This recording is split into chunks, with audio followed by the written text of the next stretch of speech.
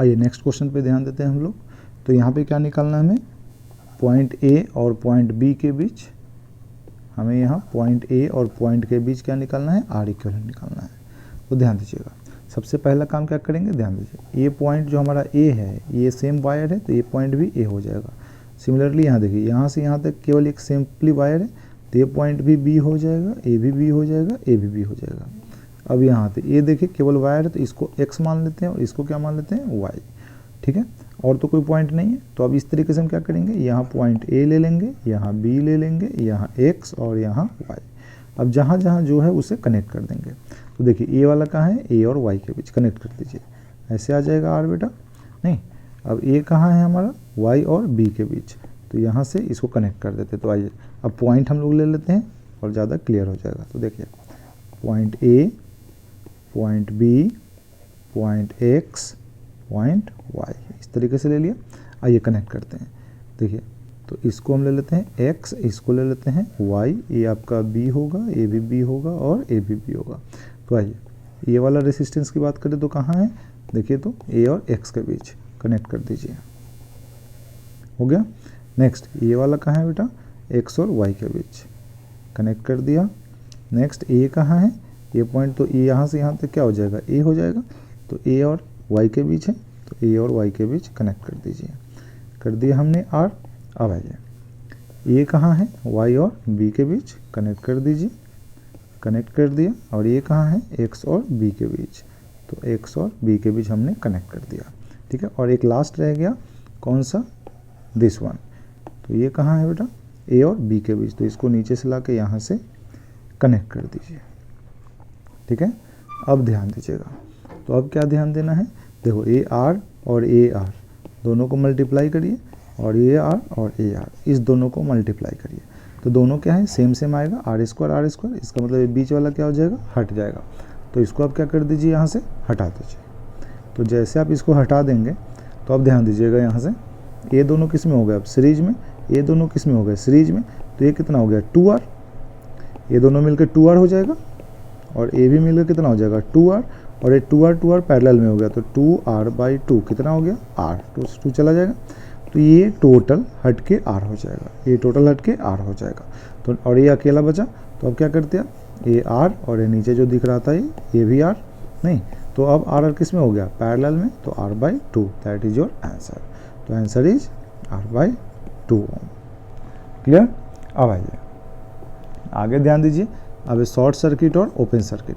तो short circuit में क्या होता है बेटा, रेसिस्टेंस 0 होता है। शॉर्ट सर्किट करने का मतलब ऐसा कोई है और आपने यहाँ से डायरेक्ट यहाँ कनेक्ट कर दिया, तो बेटा देखो, तो ये पॉइंट ए कह देते हैं, ये बी कह देते हैं, तो यहाँ से अगर कोई करंट आएगी, धारा आएगी, तो किधर से जाना पसंद करेगी, जहाँ से उसको रेसिस्टेंस मिलेगा ही नहीं। ठीक है, तो देखो यहाँ से इस रास्ते से चली, ऐसे होते हुए सीधा बी पे पहुँच गई ना, इसका मतलब ये जो हमारा रेसिस्टेंस है इसके क्रॉस कोई करंट फ्लो नहीं होगा, क्योंकि करंट क्या करता है, उस पाथ से जाना पसंद करता है जहाँ उसको शॉर्ट सर्किट दिख जाए, तो वहाँ से वो आसानी से निकल कर चला जाएगा। ठीक है, तो ये था हमारा शॉर्ट सर्किट का। तो शॉर्ट सर्किट ब्रांच में क्या होता है, पोटेंशियल डिफरेंस 0 होता है, जो अभी आपने देखा ये ऐसा था। तो ये पॉइंट भी ए होता है, ये पॉइंट भी ए होता, तो दोनों पॉइंट ही सेम हो गया, यानी डेल्टा वी की वैल्यू तो शून्य आ जाएगी, 0 आ जाएगी। ठीक है, और रेसिस्टेंस क्या होता है, V/I, तो V तो हो गया 0/I, क्या आ गया, 0 आ जाएगा। सो हम शॉर्ट सर्किट में रेसिस्टेंस कहते हैं 0। उसी तरीके से आते हैं ओपन सर्किट में। तो ओपन सर्किट में रेसिस्टेंस कितना होता है, इनफाइनाइट। ओपन सर्किट में कितना होता है, इनफाइनाइट। कैसे होता है देखिए, तो मान लीजिए आपने ऐसा एक सर्किट बना लिया, ए है और ए बी है, तो RAB निकालिएगा, तो RAB को क्या लिखेगा, V/I। तो यहाँ तो ओपन सर्किट देखो, तो ए से बी में कोई कनेक्शन है, नहीं है, तो नहीं है तो कोई करंट तो जाएगा नहीं, तो V/0 और समथिंग अपॉन 0 क्या होता है, इन्फिनिटी। इसीलिए हम कहते हैं ओपन सर्किट में हमारा रेसिस्टेंस इन्फिनिटी। तो याद रखना है, शॉर्ट सर्किट में रेसिस्टेंस 0, ओपन सर्किट में रेसिस्टेंस इन्फाइनाइट। क्लियर है। अब आते हैं इसके क्वेश्चन। चलिए नेक्स्ट पे देखिए 25 नंबर पे। तो यहाँ पे क्या डायग्राम दे रखा है बेटा, यहाँ R इन्फाइनाइट को जा रहा है, यहाँ भी इन्फाइनाइट जा रहा है, और ये भी जो बीच में जो भी है ये भी कहाँ पे जा रहा है, इन्फाइनाइट पे जा रहा है। लेकिन आप गौर से देखो, तो ए से करंट इन होगा और बी से हमें क्या चाहिए, आउट चाहिए। तो यहाँ से गौर से देखो, करंट आगे जाएगा क्या, गौर से देखो, यहाँ से शॉर्ट सर्किट तो दिख गया ना, इसका मतलब करंट आगे जाएगा नहीं, सारा करंट क्या होगा, यहीं से आ जाएगा। तो इस पूरे में कोई करंट नहीं जाएगा। क्लियर है। तो इस पूरे में आई क्या हो जाएगा, 0। तो इसका आर इक्विवेलेंट क्या हो गया, तो शॉर्ट सर्किट हो गया। तो आर इक्विवेलेंट की वैल्यू हो गई, आर ए बी की वैल्यू कितनी हो गई 0, क्योंकि शॉर्ट सर्किट में 0 होता है। उसी तरीके से क्वेश्चन नंबर 26 को देखो, अगर ए से बी हमें क्या करना है, करंट को लेकर जाना है, ए से करंट देना है और बी से वापस आ जाना चाहिए। तो गौर से देखो, तो बाहर से गौर से देखिए आप, ये सारा क्या दिख रहा है आपको, शॉर्ट सर्किट दिख रहा है, यानी करंट यहाँ से चला जाएगा, इसमें करंट जाएगा ही नहीं, तो इसको हटा देंगे तो ये भी शॉर्ट सर्किट हो गया। तो इसका मतलब इसमें भी हमारा आंसर क्या हो जाएगा, शॉर्ट सर्किट है तो 0। ठीक है, नेक्स्ट क्वेश्चन देखो, क्वेश्चन नंबर 27। यहाँ पे क्या है बेटा, ए और बी, तो यहाँ से एक पाथ है, इसमें रेजिस्टेंस है, यहाँ भी रेजिस्टेंस है, ठीक है, लेकिन ए से भी गौर से देखो, यहाँ से क्या है, शॉर्ट सर्किट। इसका मतलब हमें यहाँ से करंट देना है और यहाँ से वापस चाहिए, तो रास्ता क्या है, सीधा शॉर्ट सर्किट दिखा ना, तो क्या करंट इसके बीच जाएगी नहीं, तो ये काम कर रहा है नहीं, हटाओ, तो क्या बचा इसमें 0। तो यहाँ भी आ गया आपका आर ए बी कितना 0, बहुत ही आसान है। नेक्स्ट पे ध्यान दीजिए, यहाँ ए और बी के बीच पूछा है, तो ए और बी के बीच तो कंप्लीट 5 दिख रहा है, तो ये तो हो गया आपका 5 ओम। नेक्स्ट सी और डी के बीच, तो सी और डी के बीच भी दिख रहा है 2, ये हो गया आपका 2, ये तो आसान था। लेकिन अब आते हैं ए और सी के बीच, तो बेटा ए और सी इसके बीच कोई कनेक्शन है, कनेक्शन ही नहीं, इसका मतलब क्या है, ओपन सर्किट, तो ओपन में कितना होता है, इन्फानाइट। उस तरीके से बी और डी या बी और सी, ये जो है इनके बीच भी कोई कनेक्शन नहीं है, तो ये भी कितने हो जाएंगे, इन्फानाइट।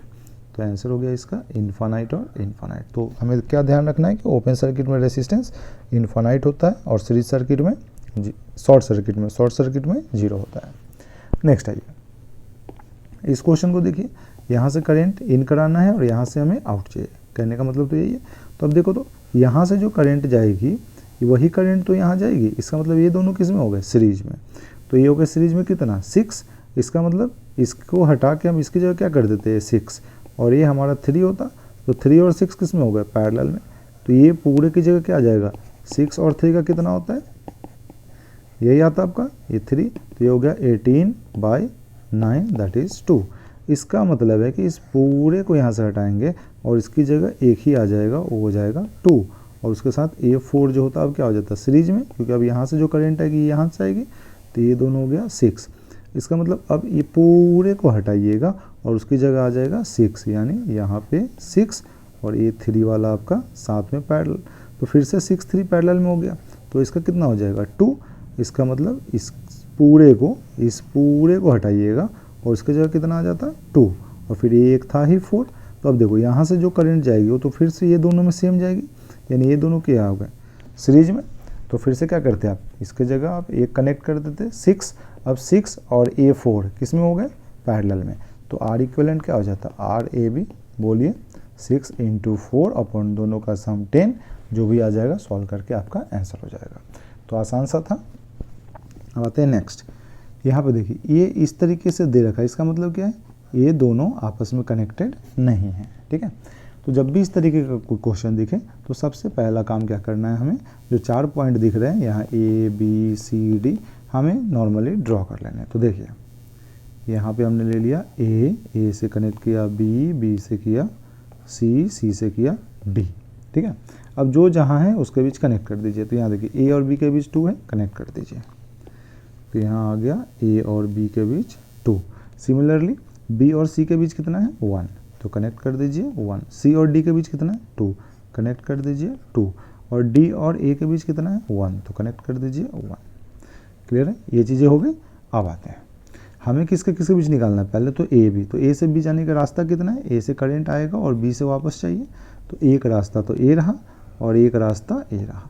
तो यहाँ से जो करंट जाएगी वो यहाँ इस तीनों में सेम जाएगी, इसका मतलब A3 किस में हो गए, सीरीज में, ठीक है। तो नेक्स्ट डायग्राम कैसा बनता, A2 और यहाँ से सीरीज में हो जाते कितने 2 1 1 4 हो जाते। तो ये हो गया आपका A और B। अब ये दोनों किस में हो गए, पैरेलल में, तो कितना हो जाता है 2 × 4 अपॉन 2 + 4, कितना आ गया 8/6, यानी 4/3। तो RAB आ गया आपका 4/3। क्लियर है। अब हमें निकालना है किस में, A और C में।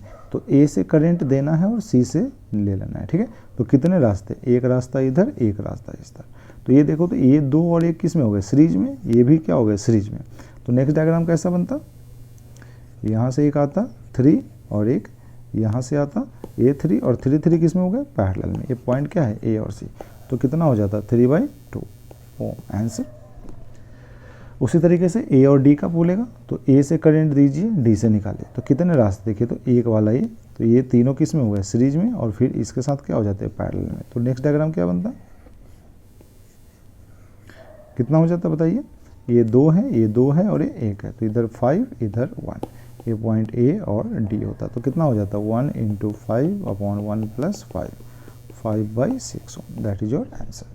तो बहुत आसान है, इस तरीके से करेंगे। तो अगला आते हैं method, symmetry method. Symmetry method में हमें ध्यान क्या रखना है, ये जो पॉइंट ए और बी है इसको जोड़ेंगे तो लाइन यही बनेगा।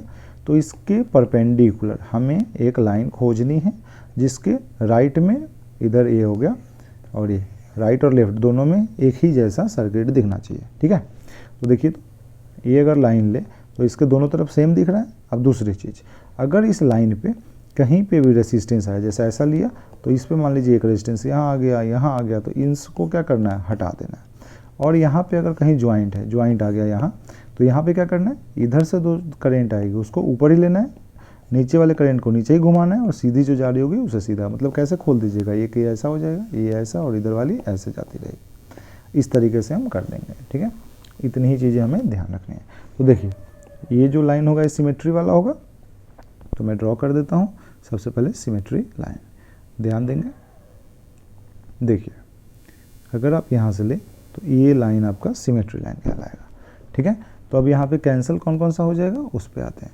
ये हमारा कैंसिल, ये हमारा कैंसिल, ठीक है। और जॉइंट कहाँ दिख रहा है, यहाँ पे आपको जॉइंट दिख रहा होगा। तो अब इसको ओपन कर दीजिए। तो अगर अगला डायग्राम हम बनाते तो डायग्राम कैसा हो जाता। अब एक चीज़ और ध्यान देना, ये पॉइंट ए होगा, ये भी ए होगा, ये भी ए होगा, सिमिलरली ये बी होगा, और ये भी क्या होगा, बी और बी। ये तो क्लियर है। तो अब हम बोलें तो डायग्राम कैसा बन जाता, उस पे आते हैं।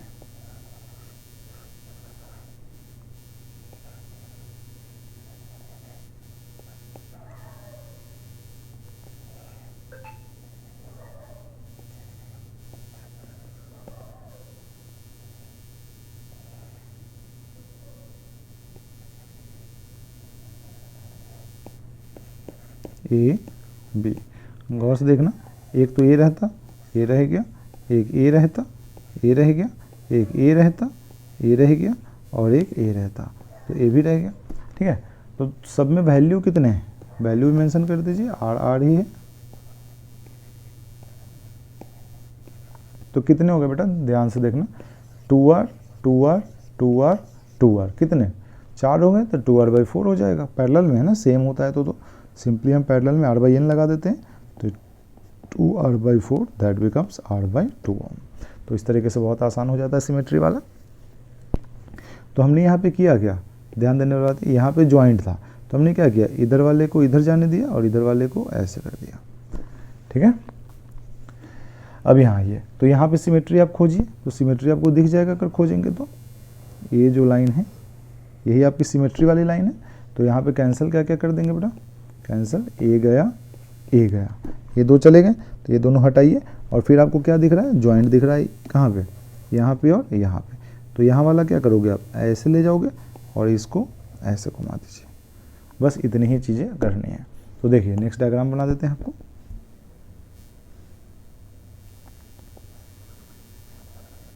ध्यान दीजिएगा, ये तो रहेगा, तो ये दोनों मिलकर 2R हो जाएगा, जो कि हमने आर आर पूरा बना दिया है, और फिर ये आर और ये आर, और ऊपर फिर से देखिए एक ए लाइन भी तो बचेगा। तो इसमें पूरा अगर ऐसे जाते तो कितना हो जाता, आर आर आर आर मिलकर 4R, एक ही ले लूँ, तो ये हो गया आपका 4R। उसी तरीके से नीचे भी देखिए, तो ये भी 2R होता, और फिर यहाँ से एक आता, और ये कितना होता, 4R। तो ये आपका कंप्लीट डायग्राम है। अब ध्यान दीजिए, 2R 2R और ये 2R, तो कितना हो गया बेटा, 2R/3। और यहाँ देखिए 4R और यहाँ 4R, तो 4R 2 है, तो 4R/2 यानी कितना हो गया, 2R। तो 2 रेसिस्टेंस का अब बनेगा कॉम्बिनेशन, एक आया आपका 2R/3 और एक कितना आ गया, 2R। तो क्या सर्किट अब यही बचेगा, ए और बी। अब ये दोनों पैरेलल में हैं, तो आर ए बी आप क्या लिखिएगा, 2R/3 into 2R divided by 2R/3 plus 2R। अब इसको सॉल्व कर दीजिए, जो आ गया वो आपका आंसर हो जाएगा। तो इस तरीके से बहुत आसान हो जाता है। ठीक है, अब आगे आइए अब हम लोग देखते हैं इनफाइनाइट सीरीज के क्वेश्चंस कैसे करते हैं। तो ध्यान दीजिएगा, इनफाइनाइट सीरीज में सबसे इंपॉर्टेंट क्या ध्यान देना होता है कि हमें एक ऐसा पॉइंट सर्च करना, जैसे इधर से आपको निकालना है ना RAB, तो आपको एक ऐसा पॉइंट सर्च करना है जहाँ से अगर सर्किट को कट करेंगे तो same as it is circuit दिखना चाहिए। तो देखिए, तो अगर यहाँ से कट करके इस पार्ट को हटा दीजिएगा तो क्या पहले जैसा सर्किट दिखेगा? नहीं दिखेगा। लेकिन अगर मैं यहाँ से कट करके इस पार्ट को हटा दूँ तो क्या पहले जैसा सर्किट दिखेगा? बताइए, बिल्कुल दिखेगा। आइए ड्रॉ करते हैं। तो ध्यान देना, ये पार्ट छोटा सा हो गया और ए एज इट इज़ हमने यहाँ से इसको कट करके हटा दिया।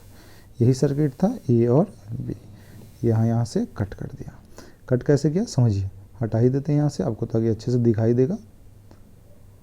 देखिए, तो ऐसा ही था क्या? तो फिर से circuit same as it is दिखेगा, A और B बिल्कुल दिखेगा, वैसा ही है।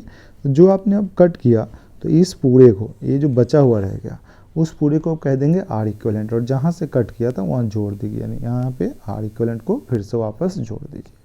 ठीक है, तो ध्यान दें, यहाँ से कट किया था, यहाँ हमने जोड़ दिया। ठीक है, तो अब देखिए, तो अब क्या हो गया, ये दोनों सीरीज में और फिर पैरेलल में। तो अब अगर आप इसका R इक्विवेलेंट लिखिएगा तो R इक्विवेलेंट कितना लिखिएगा?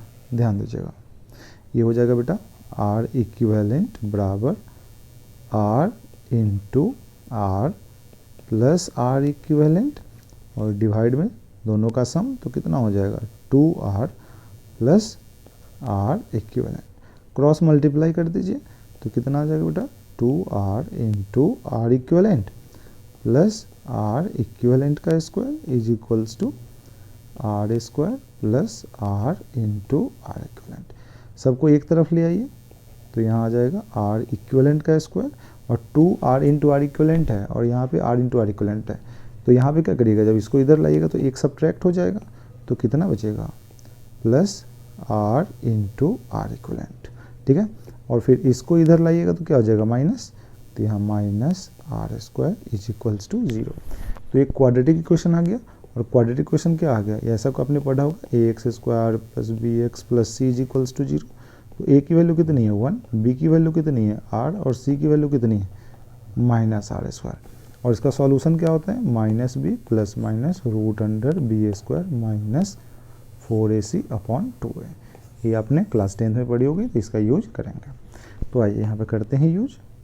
ध्यान दीजिएगा, यहाँ पे अगर हम R इक्विवेलेंट लिखेंगे, क्या लिखेगा माइनस B यानी minus R plus minus root under B square यानी R स्क्वायर माइनस 4A की वैल्यू 1, C की वैल्यू माइनस R स्क्वायर और डिवाइड बाई 2A यानी 2 इंटू 1। कितना आ जाएगा minus R plus minus root में कितना आ जाएगा, यहाँ ध्यान दीजिएगा, यहाँ माइनस और ये माइनस मिलकर प्लस हो जाएगा, तो 4R स्क्वायर और ये R स्क्वायर ऐड होकर ये 5R स्क्वायर हो जाएगा। तो यहाँ हम लिखेंगे 5R स्क्वायर और नीचे कितना बेटा 2। अब ध्यान दें, यहाँ जो ये दिख रहा है ये R स्क्वायर से R बाहर आ जाएगा, तो यहाँ बचेगा केवल और केवल रूट 5 और R को पूरे कॉमन ले लीजिए। तो कॉमन लीजिएगा तो क्या बचेगा R कॉमन, तो minus 1 plus minus root 5 by 2। अब बात आती है कि हम इसमें प्लस वाला लेंगे या माइनस वाला। रूट 5 तो प्लस और माइनस दोनों है, तो रेसिस्टेंस हमारा निगेटिव नहीं होता है, निगेटिव नहीं लेना है। ठीक है, तो क्या करेंगे प्लस वाला रूट 5 लेंगे। क्यों? क्योंकि रूट 5 की वैल्यू 2.414 होती है, तभी हमारा रेसिस्टेंस प्लस में आएगा। तो यहाँ क्या ले लीजिएगा R minus 1 plus only plus R minus 1 plus root 5 by 2। So this is your answer. समझ में आ गया R इक्विवेलेंट क्या होता है? तो बहुत ही छोटा सा था। आइए नेक्स्ट देखते हैं किरचॉफ्स लॉ। तो किरचॉफ्स लॉ पे ध्यान देना बेटा। किरचॉफ्स लॉ दो होते हैं, कौन कौन से? किरचॉफ्स करंट लॉ और Kirchhoff's voltage law. Kirchhoff's current law को हम KCL भी कहते हैं, KCL, और इसको कहते हैं KVL। ठीक है, किरचॉफ्स करंट लॉ हमारा फर्स्ट लॉ कहलाता है, KVL हमारा सेकंड लॉ कहलाता है। किरचॉफ्स करंट लॉ किस पे बेस्ड होता है? चार्ज कंजर्वेशन पे। किस पे बेस्ड है बेटा? चार्ज कंजर्वेशन पे बेस्ड होता है, डिपेंड करता है। और इसमें क्या कहते हैं, sum of all incoming current at any node और junction is equal to sum of all outgoing current. कहने का मतलब है जितनी करंट किसी पॉइंट पे आएगी, मतलब मान लीजिए यहाँ से ऐसे कोई करंट I1 I2 आ रही है यहाँ पे और यहाँ से I3 जा रही है, तो आप क्या लिखते हैं I1 प्लस I2 बराबर I3। तो sum of all the current at any node और जंक्शन क्या होता है 0।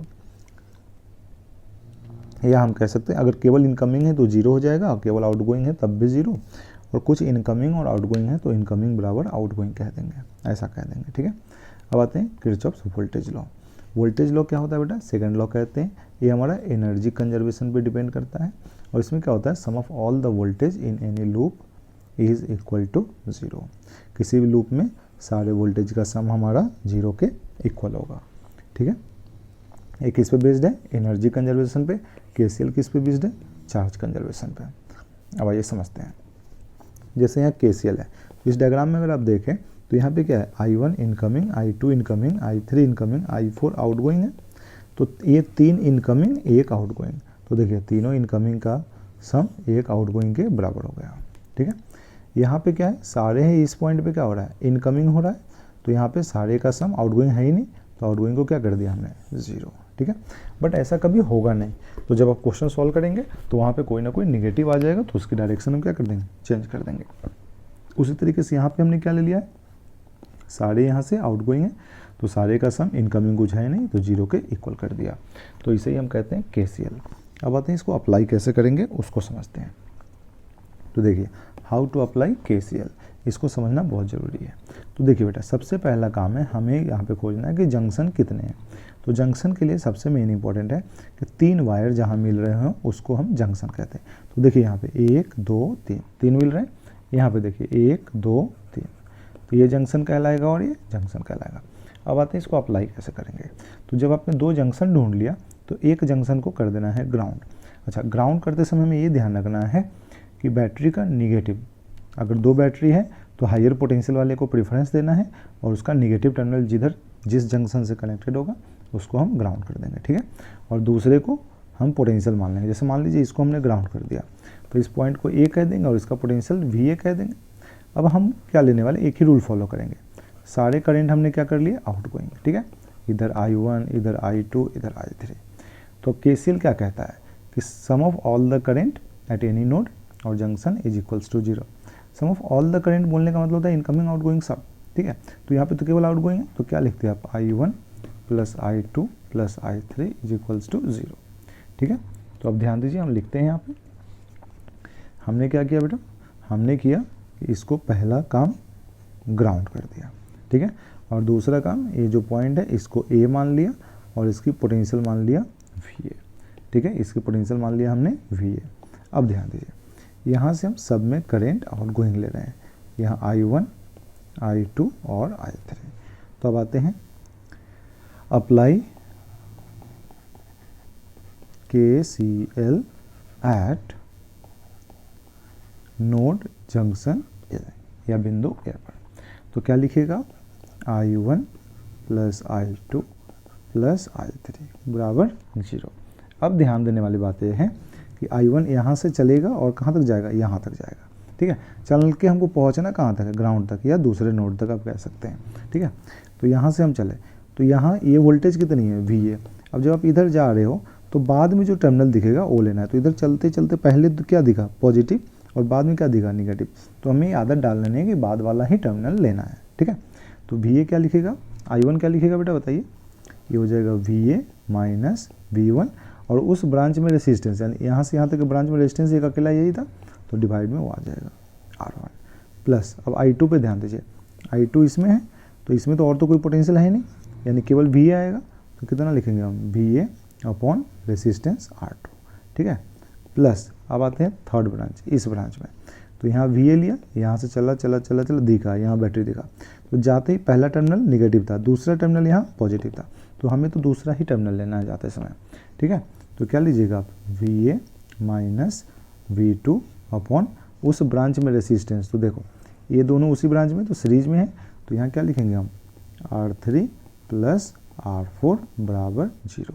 तो अब आप यहाँ देख सकते हैं कि इस इक्वेशन में एक ही अननोन है और वह है VA।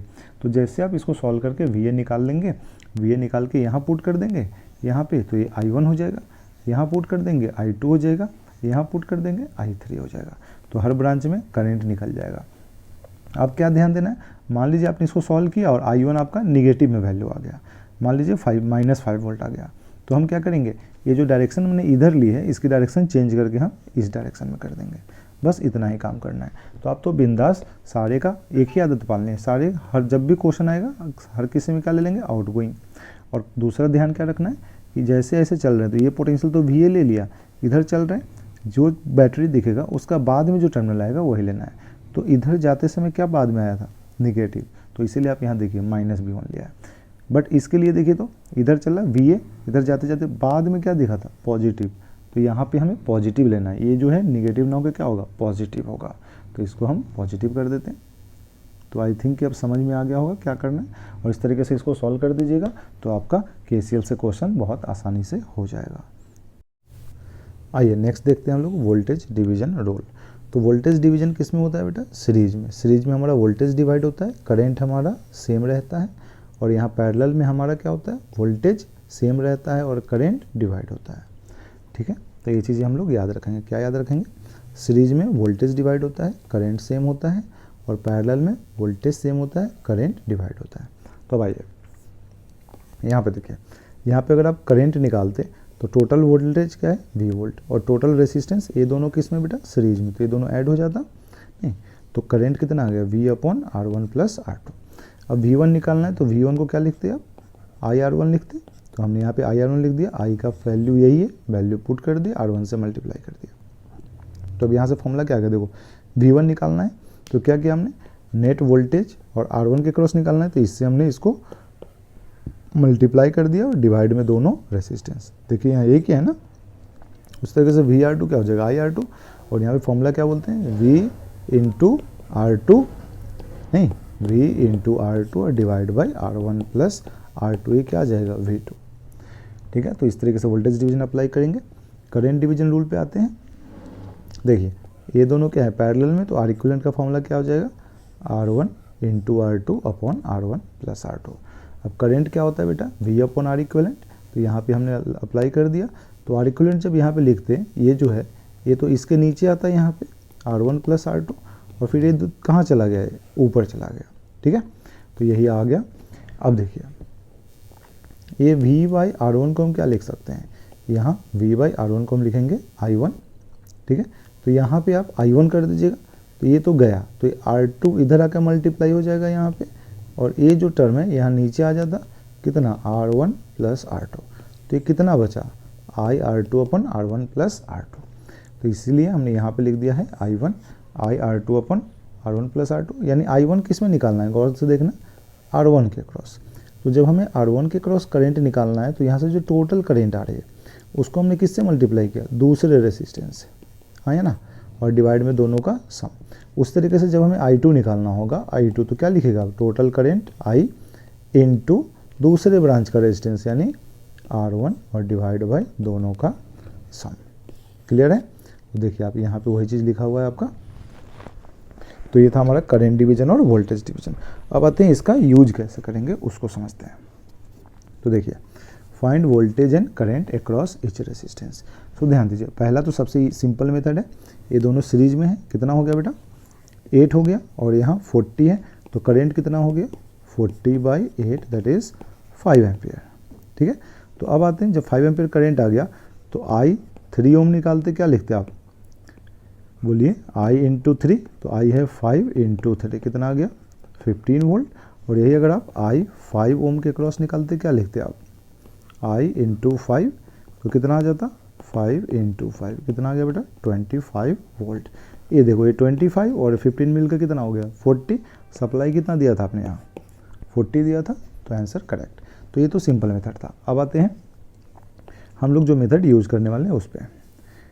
तो V अगर 3 ओम के क्रॉस लिख रहे हैं तो टोटल वोल्टेज 40 और 3 से मल्टीप्लाई करना है। सीरीज में क्या होता है वोल्टेज डिवाइड, तो जिस रेसिस्टेंस के क्रॉस वोल्टेज निकालना है उसी से मल्टीप्लाई और डिवाइड बाई दोनों का सम 8 से कितना हो गया बेटा 5 3 जा 15 वोल्ट हो गया। उस तरीके से V 5 ओम निकालना है। अब आप क्या करते हैं 40 × 5 डिवाइड बाई दोनों का सम, कितना 8 से कितना हो गया 5, और ये भी आ गया 5 5 जा 25 वोल्ट। ठीक है, तो इस तरीके से बहुत आसानी से हो गया। अब यहाँ आइए, दूसरे क्वेश्चन में देखते हैं, सेकंड क्वेश्चन पे। चलिए V 1 ओम निकालना है, क्या करेंगे, same question, 30 into 1 divide by इस तीनों का सम कितना, 3 2 5 और 1 6, तो नीचे 6 आ जाता। सॉल्व करिए, कितना आ गया बेटा, 5 वोल्ट। सिमिलरली 2 ओम के क्रॉस निकालना है, तो 30 इंटू 2 और डिवाइड बाई सबका सम 6, कितना आ गया, 10 वोल्ट। और यही अगर 3 ओम के क्रॉस निकालना होता तो 30 इंटू 3 बाई 6, तो कितना आ गया, 15 वोल्ट। अब ध्यान दीजिए, इस तीनों का सम देखिए तो 15 और 5 20 और 10 30, दिया कितना आपने, 30। इसका मतलब बिल्कुल करेक्ट है। और दूसरा मेथड क्या था, करंट निकालते पहले, तो आई क्या हो जाता, 30/6 5 एम्पियर, तो यहाँ कितना हो जाता, 5 वोल्ट, यहाँ 5 टू 10 यानी 10 वोल्ट, यहाँ 5 दिया 15 वोल्ट। तो इस तरीके से भी आप आसानी से कर सकते हैं। अब आते हैं नेक्स्ट क्वेश्चन पे। नेक्स्ट क्वेश्चन पे ध्यान दीजिए, ये दोनों क्या है बेटा, पैरेलल में, तो 6 और 3 पैरेलल में कितना होता है, 6 गुने 3 अपन दोनों का सम 9, 3 से 3 3 से 2 यानी 2 ओम आएगा। तो अब नेक्स्ट सर्किट डायग्राम अगर इसका हम बनाते हैं तो कैसा बनता, कुछ तो ऐसा ही बनता। ये 30 वोल्ट, ये हो गया आपका 4 ओम और ये हो गया 2 ओम। अब करंट अगर आप निकालते हैं, वोल्टेज डिवीजन से निकालिएगा तो उससे भी आ जाएगा। चलिए वोल्टेज डिवीजन से अप्लाई कर लेते हैं। तो V 4 ओम के क्रॉस लिखते, क्या लिखते हैं आप, 30 गुने 4 बटे दोनों का सम किसका, इस दोनों का, कितना हो गया 6 से हो गया 5 5 के 20, तो 20 वोल्ट आ गया किसके क्रॉस, इसके क्रॉस। तो बचा कितना, 30 में से 20 गया तो 10, तो इसके पास 10 वोल्ट आ जाएगा। ठीक है, इसका मतलब है ये जो 2 ओम है, ये 2 ओम इस दोनों का पैरेलल का कॉम्बिनेशन है। तो पैरेलल में तो हम जानते हैं वोल्टेज सेम होता है, और इसके क्रॉस आया कितना, 10 वोल्ट, यानी इसके पास भी 10 वोल्ट और इसके पास भी 10 वोल्ट। तो यहाँ से करंट कितनी हो जाएगी बेटा, यहाँ से 10/3 हो जाएगा V/R, और यहाँ से कितना हो जाएगा बताओ, यहाँ से जो करंट जाएगा वो 10/6 एम्पियर, 5/3 आ जाएगा। तो इस तरीके से आसानी से आप इसको सॉल्व कर सकते हैं। ठीक है, चलिए नेक्स्ट आते हैं। इस क्वेश्चन को आप खुद ही ट्राई करें, ज़्यादा बेटर होगा।